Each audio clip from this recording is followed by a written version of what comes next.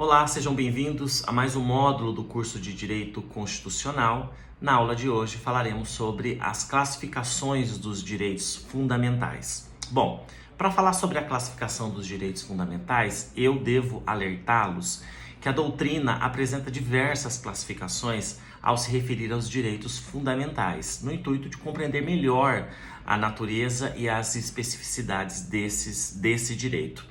E, ao fazer isso, leva em conta uma diversidade de aspectos. E será essa a classificação que eu utilizarei nesse módulo para vocês. Classificando esses direitos, portanto, sob o ponto de vista das funções que desempenham, da positivação desses direitos no ordenamento jurídico e das características que os distinguem. Pois então, no tocante às funções, eu vou trazer a vocês as funções desenvolvidas pelo constitucionalista português Gomes Canotilho. Ele cita as seguintes funções constitucionais relacionadas aos direitos fundamentais. Vamos ver: defesa ou de liberdade, prestação social, proteção perante terceiros e, por último, a função da não discriminação. Bom, vamos começar então falando da função de defesa ou de liberdade.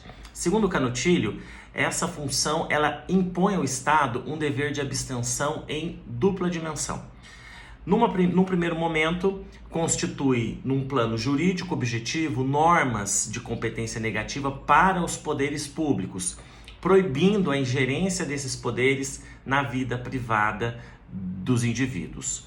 Implica, portanto, numa abstenção do Estado, né? numa maior liberdade das pessoas, devendo o Estado apenas atuar naquilo que a lei expressamente definir, né? Nos limites ali dos princípios da discricionariedade.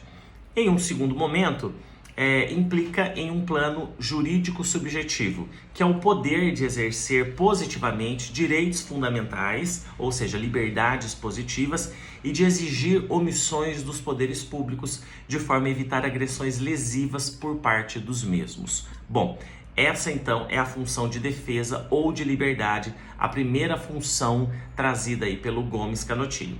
A segunda função que nós veremos é a função da prestação social. Por meio dessa prestação, atribui-se à pessoa o direito social de obter um benefício do Estado, impondo-se dessa forma ao Estado o dever de agir para satisfazer a sociedade, ou seja, criar condições de satisfação de tais direitos. Em regra, ela está relacionada aos direitos fundamentais, por exemplo, saúde, educação, moradia, transporte coletivo. Essa função ela tem grande relevância para a sociedade, como é o caso do Brasil, que é um estado em que o bem-estar social ele encontra dificuldades de ser efetivado. Essa realidade, por exemplo, impõe que milhões de pessoas fiquem à margem dos benefícios econômicos, sociais e culturais produzidos pela economia capitalista. Bom, a próxima função que nós veremos é a função de proteção. E essa função de proteção, ela é uma função de proteção perante terceiros. E ela visa a proteção contra toda a sorte de agressões. E isso relacionando-se na conflituosidade da vida cotidiana. Por exemplo, tais direitos que podem ser violados a qualquer instante. E aí eu trago como exemplo para vocês os direitos fundamentais à vida, como privacidade, liberdade de locomoção, incluindo aí a propriedade intelectual. Nessa perspectiva, o Canotilho lhe afirma o seguinte: muitos direitos impõem um dever ao Estado, no caso, poderes públicos, no sentido deste proteger perante terceiros os titulares de direitos fundamentais. Trata-se, portanto, como o próprio autor diz, de um vínculo que se estabelece entre os indivíduos, em virtude do qual estes se relacionam uns com os outros. Verifica-se, neste caso, em função desta função de proteção, a chamada eficácia horizontal dos direitos fundamentais. O Estado, atendendo, portanto, à função desempenhada pelos direitos fundamentais de proteção perante terceiros, atua para proteger tais direitos. Quando nós falamos de eficácia dos direitos fundamentais, normalmente nós temos aquela noção de eficácia vertical, ou seja, o Estado e os indivíduos. Nessa ótica que eu estou passando para vocês, eu estou dizendo sobre a eficácia horizontal dos direitos fundamentais, no sentido em que não se trata mais de uma relação Estado-indivíduo, mas sim de uma relação indivíduo-indivíduo. Por isso, essa horizontalidade dessa eficácia. Isso pode ser utilizado, por exemplo, no âmbito das relações trabalhistas, em não se observando determinados direitos e garantias constitucionais, há que se buscar aí a função da proteção trazida por Canotilho como uma espécie de função dos direitos fundamentais. Bom, agora nós vamos, portanto, para a última função, que é a função da não discriminação.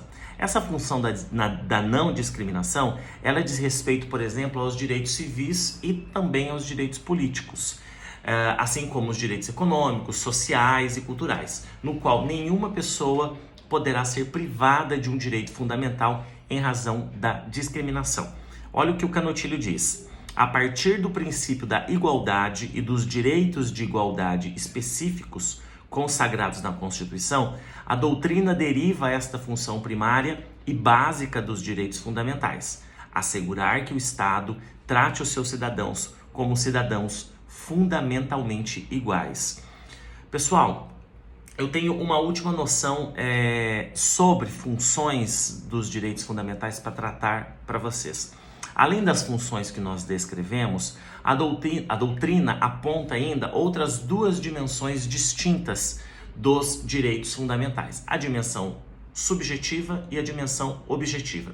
A dimensão subjetiva, ela caracteriza-se pelos destinatários do direito, ou seja, o próprio homem, os próprios indivíduos, individualmente considerados. Essa dimensão, ela apresenta as seguintes características. Elas são direitos subjetivos, ou seja, de fruição individual, de igualdade, eles são direitos universais e, portanto, são direitos fundamentais. Já a dimensão objetiva, ela é entendida como a garantia de gozo e participação política, porém em uma atuação positiva do Estado, ok? Então aí há um contraponto entre a dimensão objetiva de atuação do Estado e a atuação de dimensão subjetiva, que é aquela que está respaldada no âmbito das relações privadas e no tocante à dimensão dos indivíduos, analisados aí de uma forma unitária e individual.